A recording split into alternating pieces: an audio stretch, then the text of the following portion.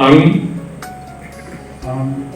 मुसे उखावग्रा ब्रह्म अबं गसाइनि मुङाव समायखिरा लानानै बुङोदि आङो आयेन खान्थिजों सुजुजानाय भारतनि संबिजिरखौ सैथोयै फोथायगोन आरो गनायगोन। आं भारतनि सार्वभौमत्व आरो खौसेथिखौ रैखा खालामगोन। आं आसाम रायजोनि सासे मन्थ्रि महरै फोथायनाय आरो गोगो गोसोयै आंनि मावनो गोनां हाबाफोरखौ गिनाय एबा सोरखौबा अननाय मोजां मोननाय एबा गिग्रा गोसो लायालासिनो संबिजिर आरो खान्थि बायदियै गासैबो थाखोनि सुबुंनि फारसे गाहाम बिसायो।